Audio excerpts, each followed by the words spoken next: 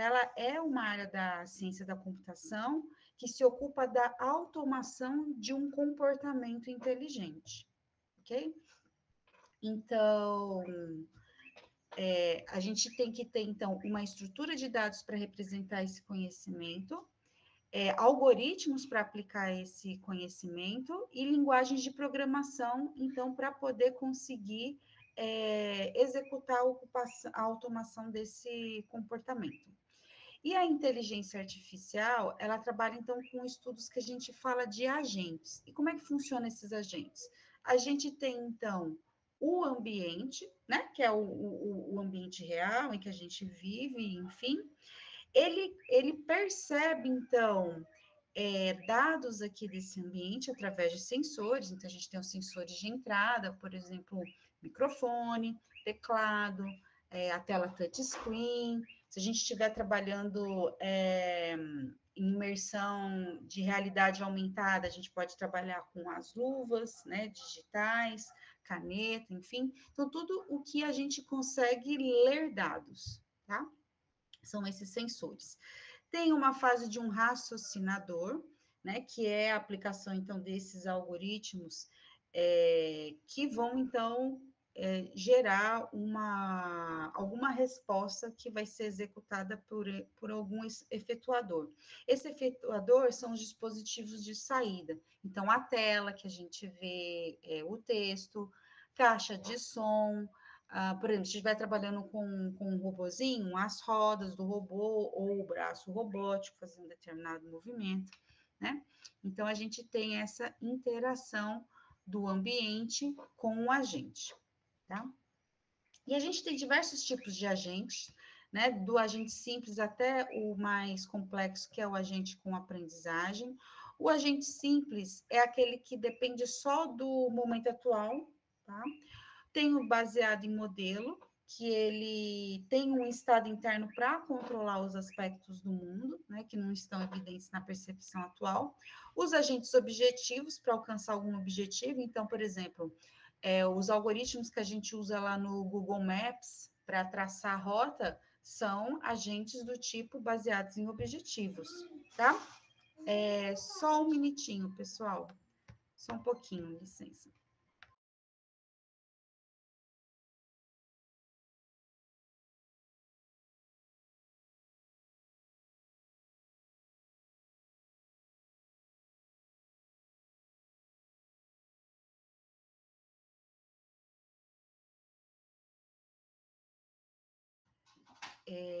Continuando aqui, gente, desculpa. E a gente tem, por fim, por fim não, né? A gente tem os agentes baseados em utilidade que tentam maximizar a própria felicidade esperada, e o com aprendizagem, que é o que de fato usa os algoritmos de aprendizado de máquina, né? Que é o que geralmente as pessoas associam à inteligência artificial. Então, a inteligência artificial, ela é algo mais amplo. Como que a gente poderia ver, então? Se fosse ver questão de estar contido, né?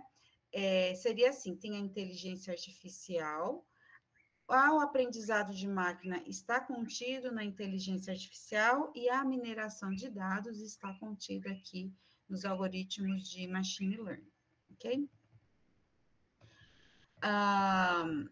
Então, o que seriam esses algoritmos de aprendizado de máquina? Então, como eu falei para vocês, ela é uma sub-área da inteligência artificial, né? E a ideia é o quê? Desenvolver algoritmos que vão, de alguma maneira, detectar algum comportamento ou padrão automaticamente a partir de exemplos, tá? Então, tentando imitar como uma criança, ela inicialmente aprende. Então, ela aprende por observação, né? Os pais, os avós, a família falam as palavras, a criança vai ouvindo e repete, né? Os comportamentos também, né? Então, guarda alguma relação com o aprendizado humano, ok? Então, a ideia é: eu aprendo num contexto e consigo generalizar em outras situações em que ocorre algo semelhante. E os paradigmas do aprendizado do aprendizado são vários, né? Então, o simbólico, a gente tem, por exemplo, os algoritmos de expressões lógicas, árvores de decisão, regras. Então, por exemplo, se está chovendo, não vou jogar tênis. Se não está chovendo, vou jogar tênis, por exemplo. Né? Isso daí seria um tipo de expressão que a árvore de decisão usa. A gente tem também os paradigmas estatísticos, que eles buscam tomar essa decisão no método estatístico, por exemplo, as redes bayesianas, tá? Os baseados em exemplo, que a gente chama de sistemas leis, né, o preguiçoso, ou seja, eles não gastam um tempo na fase de treinamento, que são os cavezinhos mais próximos. Então, o que eu faço? Eu tenho, por exemplo, um grupo de pessoas que gostam, sei lá, de jogar tênis, e tem um grupo de pessoas que gostam de jogar golfe, né? Então, a gente espacializa isso, tem as características, e aí entra uma pessoa nova, e eu quero saber em qual grupo que ela tá inserida. Então, por exemplo, se ela estiver aqui mais próxima desse grupo, por proximidade, a gente fala, então, que ela gosta de jogar tênis. Se estiver mais próxima desse outro, a gente fala que ela gosta de jogar golfe. Tá? Então, esses seriam os cabezinhos mais próximos. A gente tem os modelos conexionistas, né, que são as redes neurais, o deep learning, e os modelos evolutivos, que são os algoritmos genéticos. Tá? Então, o que seria a mineração de dados? Então, a mineração de dados é a gente extrair conhecimento a partir de grandes bases de dados. A inteligência artificial, não necessariamente a gente precisa trabalhar com muitos dados, tá? A gente viu lá que tem os agentes simples, que a gente só precisa observar o estado atual. Mas na mineração de dados, a gente trabalha com uma grande quantidade de dados, e a ideia é o quê? A ideia, por exemplo, a gente tem lá no supermercado várias notinhas de compras.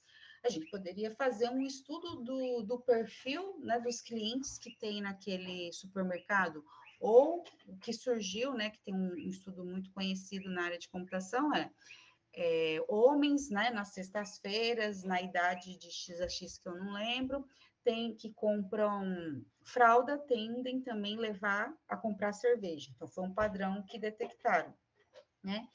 E aí a gente costuma falar, né, que a ideia é o quê? A gente tem lá um bando de dados, que é aquele monte de dados, né? E transformar aqueles dados em informação, e essas informações, então, se possível, traçar estratégias, né? Se for numa empresa, ou estratégia de ensino, se você estiver compreendendo aí o contexto dos seus alunos, enfim. Mas a ideia é isso, ter aquele monte de dados solto, transformar em informação, e aquelas informações dar suporte à tomada de decisão, tá? Então, esse é o objetivo da mineração de dados. E o aprendizado de máquina também nem sempre usa essas bases de dados grandes, tá? Pode ser dado a partir de um ambiente ou de um simulador. E aí, a mineração de dados tem várias tarefas que a gente pode fazer, que eu não vou entrar aqui em detalhe, tá? Mas aqui tem acho que um resuminho, que eu gosto bastante dessa figura, porque ela mostra, ó, então a inteligência artificial é a que abrange tudo, né? Depois tem o aprendizado de máquina, aí aqui dentro a gente tem as deep learnings, né? E a ciência de dados, que permeia todas essas áreas aqui, que hoje tem até faculdade disso, né? Que é uma área interdisciplinar, e ela tem essa interface entre a estatística e a ciência da computação. Só um pouquinho, pessoal.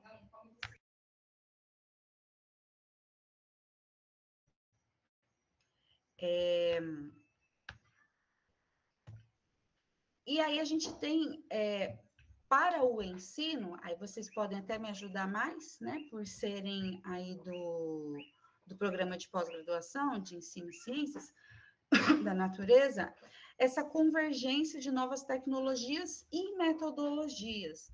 Então, quando a gente aplica a transformação digital, né, que entra aí a questão da inteligência artificial, e as TICs, a gente não pode deixar separado a parte das metodologias, né?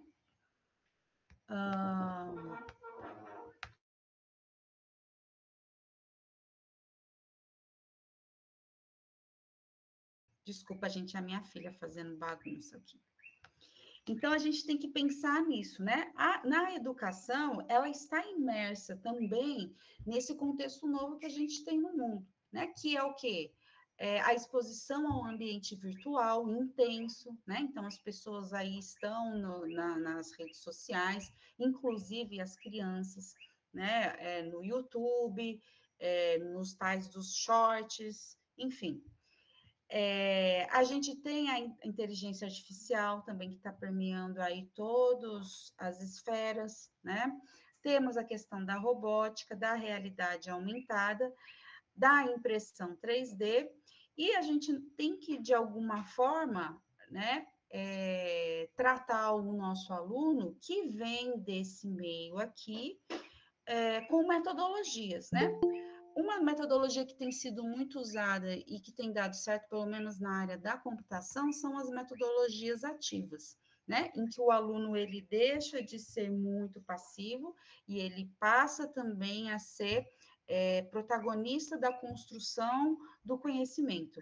E essas tecnologias aqui, elas auxiliam muito, né? Nesse processo de sala invertida, digamos assim. Então, por exemplo, a gente pode ter lá, ele vai lá aprender robótica com algumas coisas de inteligência artificial, impressão 3D, e a gente pode incluir aqui o ensino de física. Então, por exemplo, para ele subir uma rampa, né, numa inclinação X, qual é a força que tem que ser aplicada para ele conseguir, né, e considerando lá a potência do motor, enfim. Então, dá para a gente fazer muitas coisas com essas tecnologias, né? Outra coisa que a gente tem que pensar, que além desse mundo que a gente está imerso, e inclusive os nossos alunos, é que nós temos uma imensidão de dados gerados na educação, né? E muitos são coletados, são armazenados. Hoje, a maior parte das escolas, elas têm um sistema de gerenciamento de notas, né? De tarefas, de falta, de notificações, enfim, que gerencia aí toda a vida escolar do aluno, né? E se a gente for pensar na educação à distância, inclusive quais são os tipos de tarefas que ele consegue se sair melhor, se é em áudio, se é em vídeo, se é em escrito, se é em quiz, se são aquelas tarefas mais gamificadas, porque cada um tem um estilo, e daí tem como a gente, então, personalizar melhor o ensino nesse quesito, né? Mas ainda uma parcela mínima desses dados que são coletados, né, dos alunos são tratados com o uso de inteligência artificial. Então, eu já falei algumas coisas que dá para a gente fazer com esses dados, mas aqui tem algumas explicitadas. Então, por exemplo, a gente pode ter ações para melhoria da experiência da aprendizagem, né? Então, se você está trabalhando num ambiente, no AVA, né, num ambiente virtual de aprendizagem, é possível você fazer isso e ter essa personalização do aprendizado que eu falei para vocês, né? Com isso, tem como a gente propor atividades que aumente o engajamento do aluno, né? Formas mais precisas de medição do aprendizado e diversas camadas de personalização e adaptabilidade do aprendizado, tá? Então, tem uma publicação da Marta Gabriel que eu achei bem interessante, né? Que fala sobre 9 maneiras que a inteligência artificial, aqui está aí que é de artificial intelligence, ok? Então, de inteligência artificial está impactando a educação. Isso daqui foi o que ela elencou e que também, se vocês forem ler artigos sobre o impacto da inteligência artificial na educação, coaduna bastante com esses itens que ela colocou aqui, tá? Então, a gente tem a questão da classificação automatizada, né? O aprendizado individual, que se você estiver trabalhando num ambiente virtual de aprendizagem, eu falei com vocês, né, de poder, então, direcionar atividades mais adequadas para diferentes tipos de alunos. Identificação de problemas. Então, se você tem todos esses dados registrados, você consegue ver, por exemplo, onde estão as deficiências desse aluno, né? Automação da rotina do educador, né? Então, coisas assim que são repetitivas poderiam auxiliar no educador. O aprendizado globalizado, né? Então, por usar o ambiente virtual, né, de aprendizagem, a gente tem como atingir mais pessoas, estão aí as universidades, né, as faculdades EAD. Aprendizado de tentativa e erro, também é possível. Ter um conteúdo inteligente, no caso, um conteúdo personalizado. Tem como a gente fazer mineração de dados inteligentes e a questão de uma tutoria, então, mais direcionada, tendo que você já tem esse feedback maior, tá? Isso usando esses algoritmos de inteligência artificial. E daí, explorando um pouquinho mais sobre isso daqui, a gente tem uma questão que é a questão da personalização versus a educação em massa, né? Então, seria possível a gente customizar, personalizar e adaptar o ensino para cada pessoa, né? Usando a questão da inteligência artificial. Então, por exemplo, pode ser que a Luísa, né, uma aluna X, ela tenha facilidade em fatorial, então pensando lá em matemática, mas ela tem dificuldade em, sei lá, em binômios, né? Por sua vez, o Joaquim, ele tem facilidade em binômios, mas tem dificuldade em equações lineares. Então, né, por meio dessas atividades que os alunos vão fazendo usando a inteligência artificial, isso pode ser detectado e ser propostas, então, atividades mais personalizadas. Então, a inteligência artificial, ela pode fornecer esses tipos de materiais e atividades personalizadas e o aluno ir, então, no seu próprio ritmo. Outra coisa que é interessante é a escolha do curso, né? Ela pode auxiliar o aluno também aí nessa escolha do curso. A questão do aprendizado optativo, né? Tem algoritmos voltados para uma autoavaliação, ajuda os alunos a identificar o que eles já dominam versus a parte do curso que eles deveriam desenvolver melhor, né? Isso daí poderia acelerar aí ou reduzir, né, o tempo de formação do aluno, né? E o que eu tinha falado para vocês, né, que seria descobrir como esse aluno aprende e associar esses traços de personalidade de cada pessoa ao seu processo de aprendizagem, né? O que numa educação em massa é mais difícil de a gente fazer. Né? Então, quando a gente tem uma turma muito grande, é difícil fazer uma personalização do ensino. Quando a gente tem turmas mais reduzidas, né, a gente ainda consegue fazer isso. Né? E o que eu tinha falado também para vocês, descobrir como é que esse aluno aprende, né? Se é lendo, se é escrevendo, ouvindo, né? Assistindo, discutindo, tá? E isso daqui foi trazido pelo Securato em 2023.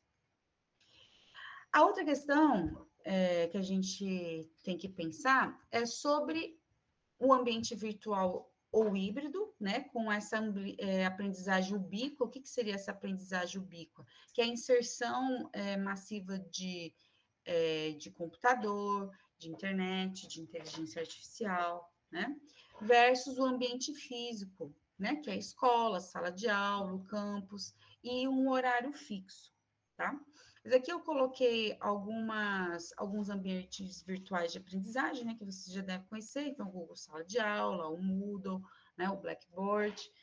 E o que esses ambientes, eles permitem? Eles acessar a plataforma para assistir aulas online, né, se for o caso, receber e realizar atividades, se comunicar com os colegas e professores, então acaba promovendo uma aproximação, né, entre o professor, entre os alunos e, dependendo de como é gerenciado esse ambiente, entre os próprios colegas para realizar as atividades, né? Quanto à escola, a escola pode usar a plataforma para disponibilizar avaliações padronizadas, com correção automática, por exemplo. Um ambiente virtual de aprendizagem permite acompanhar o desempenho dos alunos com facilidade, por meio de dados sólidos, né? E com isso, ter aí um aprendizado dinâmico interativo, mais tempo de estudo e um feedback automatizado, né? Ou mesmo, né, se você considerar não só, não talvez um ambiente virtual, mas um e-class, né, em que os pais eles têm acesso aos boletins, né, enfim, isso daí também permite que atacar o problema com antecedência possa gerar resultados melhores para os alunos, né? Uma coisa que eu acho muito legal, e aí pensando em nível de pós-graduação mesmo, é a questão da democratização que a gente tem da informação com o uso de software de tradução automática. Então, até um tempo atrás, a gente não tinha o Google para ter acesso a vários artigos, não tinham essas bases de dados que a gente tem hoje, era tudo papel, né? Então, quando eu fiz graduação ainda, eu tinha que solicitar o livro na biblioteca, às vezes não tinha na universidade onde eu estava, vinha de outro lugar, tinha que esperar. Os artigos eram comprados, a gente só tinha acesso ao que tinha lá na universidade, enfim. Hoje a gente tem acesso a artigos do mundo inteiro, né? Enfim. E o que a gente tem? Que a língua mais usada no mundo inteiro é o inglês, só que nem todo mundo tem o domínio do inglês. E com a questão do software de tradução, por exemplo, o Google Tradutor, isso daí democratizou muito a disseminação de informação, né, em qualquer língua que a gente tem.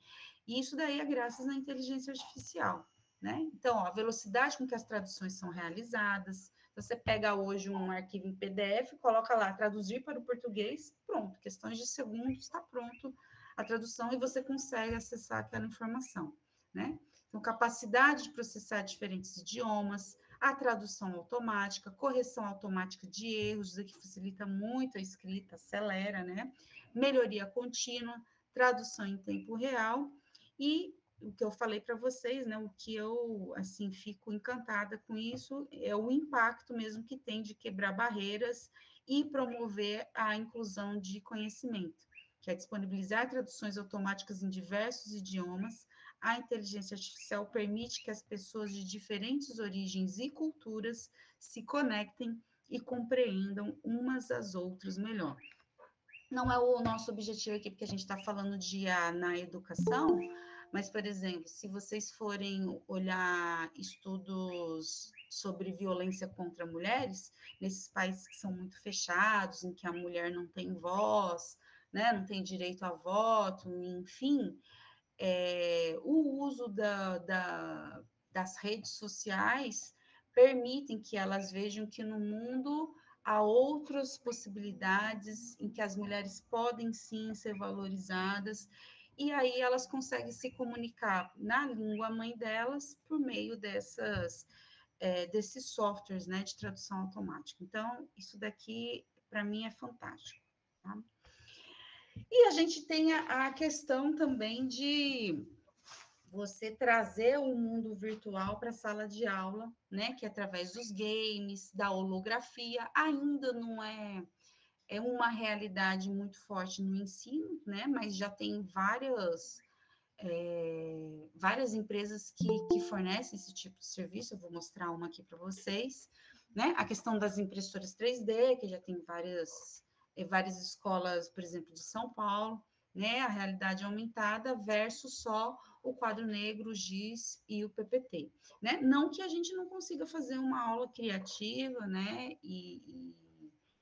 Usando só isso daqui, né? Mas quando a gente traz pelo menos os elementos, né, dessa parte para cá, você consegue engajar melhor o aluno, porque ele já está imerso nesse tipo de informação, tá? Então, isso daqui não é que o conteúdo vai ser diferente, o conteúdo é aquele lá, né? Mas a gente, de alguma maneira, consegue aumentar o engajamento durante as aulas, né? Estimular as interações entre os alunos durante as atividades, incentivar a criatividade, né? E alguns exemplos de realidade aumentada, tem o Google Expedições, que é bem legal, tá? De arte e cultura, então dá para você visitar as galerias do mundo, é muito legal. Tem o Skyview, né? Tem o 3D e realidade aumentada na pesquisa também. Eu vou mostrar depois alguns softwares para vocês aqui. Tem a questão da construção da aprendizagem, né? Na qual os professores, os alunos, esses experts, os bots, são usando a inteligência artificial, tá? E os games, todos eles em conjunto, em colaboração, agora constroem, né, o conhecimento, constroem a aprendizagem. Então, aqui a gente tem o aluno mais ativo, né? E aqui tem até um guia para os alunos, né? Que é uma pergunta, né? Devo usar a IA? Então, tem esse portal aqui que ele é muito legal, que é o AI for Education, né? Então, inteligência artificial para educação. Tem um monte de coisa legal aqui, depois se vocês quiserem olhar, tá? E aqui ele tem um guia para os alunos, que é sobre o chatbot, né? Às vezes isso daqui é um pouco polêmico. Eu, por exemplo, eu incentivo os meus alunos a usarem o chatbot, inclusive na aula, né? Porque eu gosto de trabalhar com perguntas, com respostas, e como eu coloco, assim, coisas para eles criarem, o chat, às vezes, ajuda a eles a pegar algum tipo de conhecimento com uma maior rapidez. Mas, para eles poderem usar o chatbot de uma maneira eficiente, a gente precisa ensiná-los. Ensiná-los o quê? Ensiná-los a fazer as perguntas corretas, a checar as fontes, né? Verificar se aquilo que o chatbot sugeriu é de fato correto, né? Então, o chat ajuda para quem já sabe o conteúdo e sabe onde quer chegar. Então, tem empresas hoje, se vocês forem ver a questão do marketing digital, que estão vendendo cursos de marketing digital usando o chat GPT, né? Por exemplo, para gerar estratégias, e daí a construção de um desenvolvimento de um produto, de uma ideia, ela é mais rápida, né? Mas para isso o profissional ele precisa ter o domínio, né, do conteúdo, do que ele quer e de como fazer essas perguntas, né? Então, a gente também, enquanto professor, tem que se capacitar, né, para poder saber como trazer os melhores benefícios disso daqui para a educação. Então, aqui é um guia para os alunos, né? Queres usar um chatbot com IA? Por quê? Aí aqui tem algumas sugestões. Quero que ele me ajude a começar um trabalho. Então, para ele dar ideias, eu não tenho muita ideia. Então, você coloca lá. Mas para isso você tem que ter as palavras-chave, né, corretas. Me ajude a melhorar o que eu já fiz. Então, ele pode ajudar a reescrever um parágrafo, né, um determinado trecho, né, 2 parágrafos, enfim. Me explica uma ideia em termos mais simples, de uma forma diferente. Então, às vezes o professor falou alguma coisa, ele não entendeu muito bem, e aí ele pode ir lá usar o chat para ajudar. Se a resposta foi sim a uma dessas aqui, eu pergunto, né, ao meu professor, e consulto o meu manual para ter a certeza que é aceitável, que foi o que eu falei para vocês. Então, ok, o chat me deu aquelas informações, eu vou verificar na fonte agora, porque pelo menos naquele monte de dados, lembra que a gente falou que agora tem o bando de dados de informações? O chat pelo menos dá um apontamento, olha isso daqui. Aí o aluno vai lá e pode buscar os artigos referentes àquelas ideias, enfim, né, para verificar se está correto. Uso uma ferramenta de inteligência artificial adequada para registrar o trabalho realizado. Verifico o meu trabalho para detectar alucinações e preconceitos. O que seriam essas alucinações e preconceitos?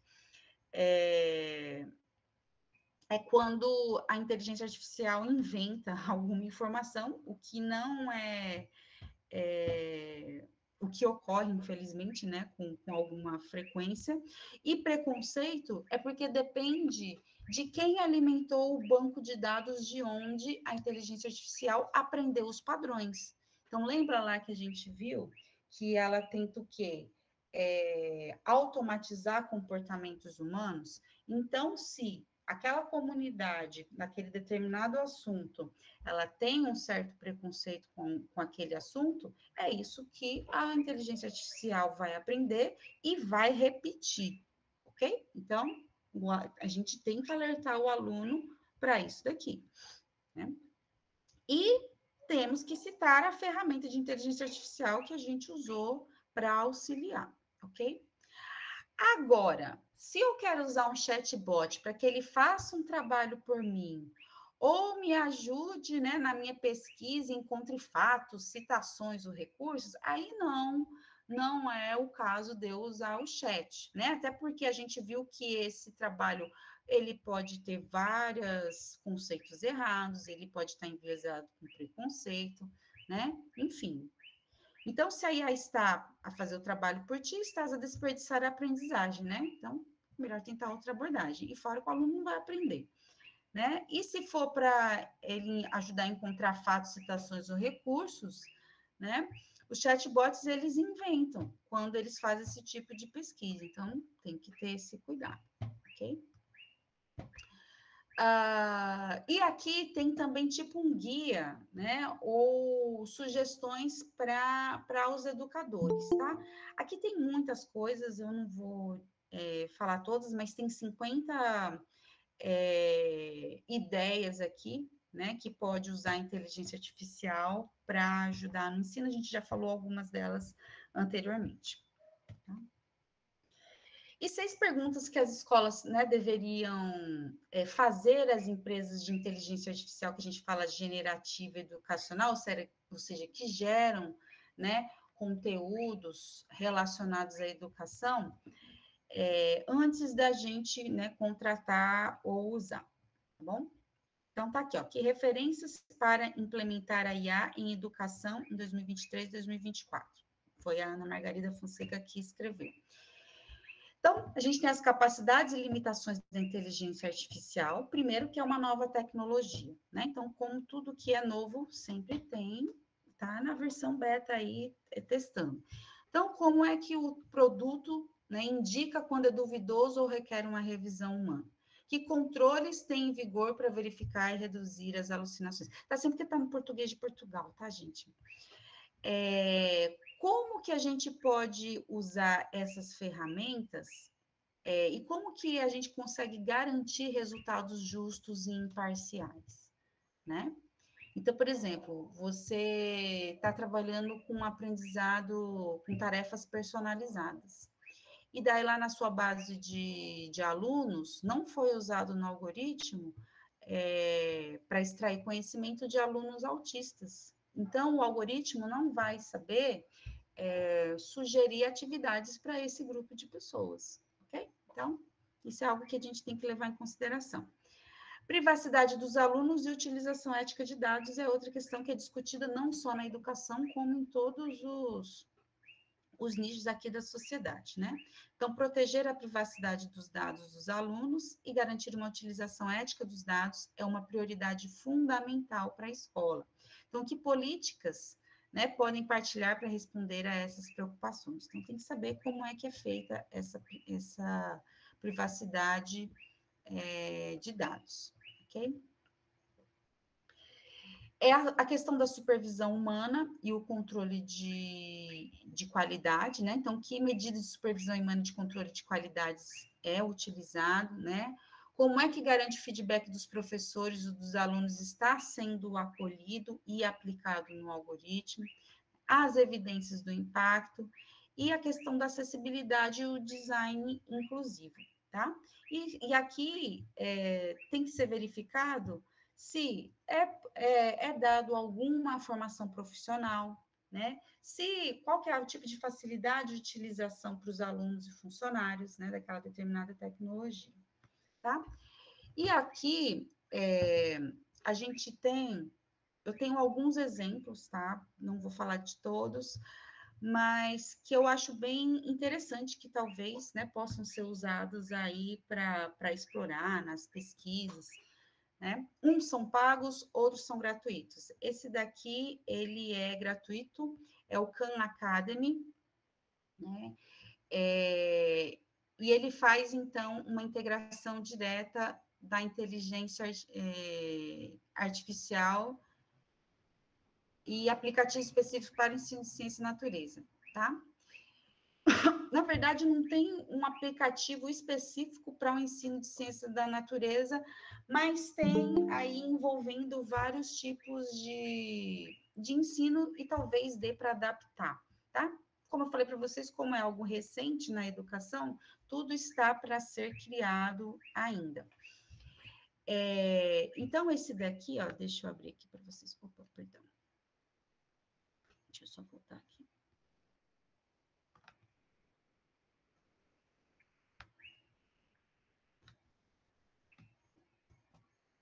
Ele é bem legal porque ele é gratuito. Deixa eu só colocar aqui. Ó, para todos os alunos, todas as salas, são sem fins lucrativos. Então, eles trabalham com doação, né? Se a pessoa quiser. E aqui, ó, tem várias atividades, tá? Então, tem lá matemática, prepare-se matemática, e tem várias, ó, ciências, ensino fundamental, ciências, ensino médio, tem biologia, física, química, história da vida.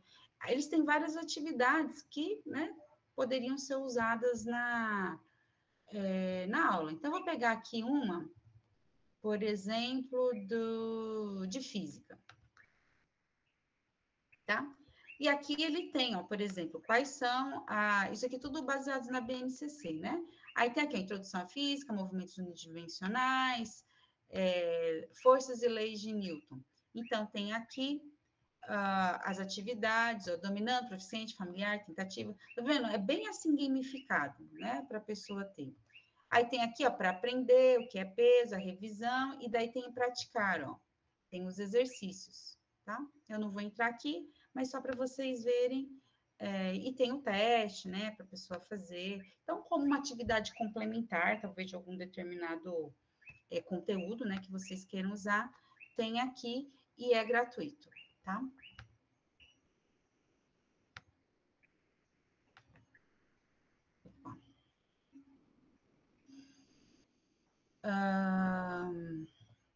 Tem também o Labster, tá? O Labster, eu acho que ele não é gratuito. E ele tem laboratórios virtuais imersivos para poder promover o engajamento dos alunos, né? Reduzir evasão, essas coisas. Daí coloca aqui, ó, o que ele faz? Ele faz simulação virtual de laboratório. Então, isso é legal quando você trabalha, por exemplo, numa escola que não tem laboratório e o aluno ter algum contato de alguma maneira com os experimentos, né? Então, ele tem essas simulações de laboratório. Aqui tem alguns exemplos, tá? Então, embora não seja especificamente baseado em inteligência artificial, então nem todas usam inteligência artificial, mas usam essa questão da computação gráfica, da visão computacional e permite essa experiência imersiva, tá? Até coloquei aqui, ó, a questão do anticorpo e tal, né? Do empuxo, ó, e tem aqui o tempo da atividade, tá? É bem interessante esse aqui do Labs. Tem esse daqui também, eu não sei como é que fala, eu acho que é FET, né? Que são também de simulações interativas. E tem um monte de conceitos científicos, tá? Inclui física, química, biologia e matemática. Também não é alimentado especificamente por inteligência artificial apenas, mas tem várias simulações que ajudam nessa questão visual. Quer ver? Tem esse daqui.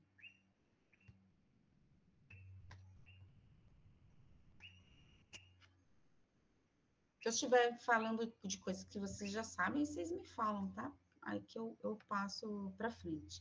Ele é em inglês, tá? Porque é uma iniciativa da Universidade de Colorado. Eu vou colocar aqui para traduzir português, para ficar mais fácil para a gente acompanhar, tá? Mas tá lá, ó. Aí ele tem as simulações, Eu vou pegar aqui uma, por exemplo, de biologia. Aqui também ele é gratuito, tá? Então, eles trabalham com doações. Aí tem aqui, ó, movimento, calor, química, matemática, deixa eu ver isso aqui, ó, densidade, seleção natural, ó, polaridade molecular, visão colorida. Deixa eu pegar esse daqui, por exemplo. Né? Eu vou só colocar aqui o vídeo para a gente ver. E aí você consegue, por exemplo, mudar, né? A cor que você quer, né? O que você quer, se você quer o filtro, se não quer o filtro, você pode parar, você pode continuar, né? O que acontece aqui no olho da pessoa, ó. Então, ok, ó, a questão da cor.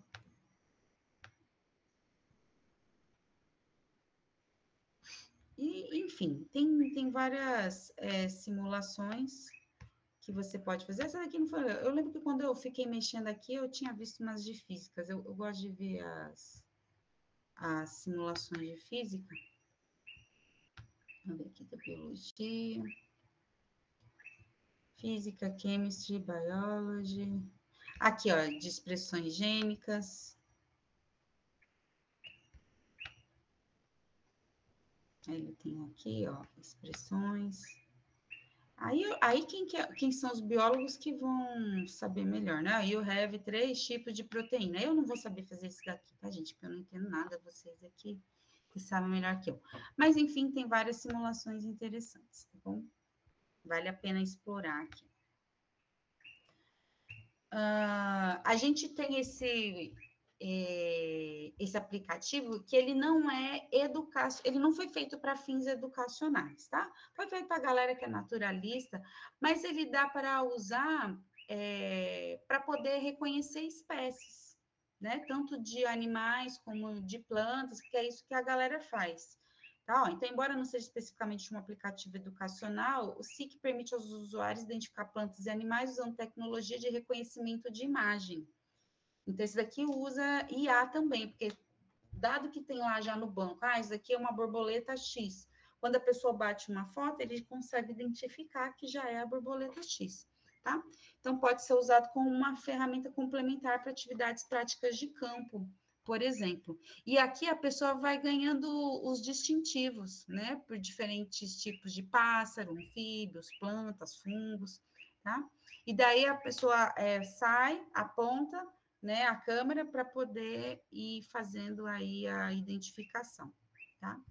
Achei bem legal. Eu explorei esse aplicativo aqui, achei ele bem interessante. E esse aplicativo aqui, ele é fantástico para quem trabalha com criança pequena, não sei se é o objetivo daqui, né, de vocês, mas a criança, ela imprime, né, alguém imprime para ela o desenho, ela colore, e a partir do desenho que ela coloriu, é construído um holograma, e esse holograma, ele interage com com a criança, vê? Deixa eu só mostrar aqui, já estou acabando, vou terminar no tempo. E vou passar só esse vídeo aqui, que ele é bem legal sobre...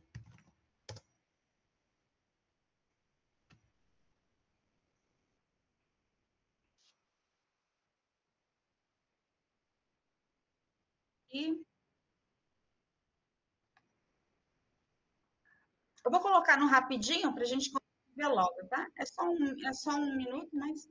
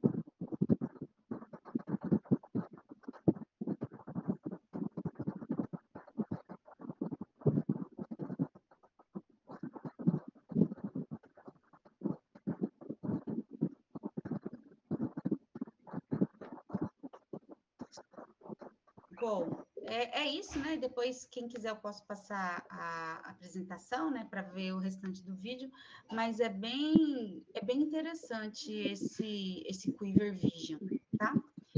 E é isso, pessoal. Eu acho que aqui acaba a minha apresentação. Aqui tem algumas referências que eu usei, né? Quem quiser depois verificar e dar uma olhada, né, nos materiais, tá? Tá aqui.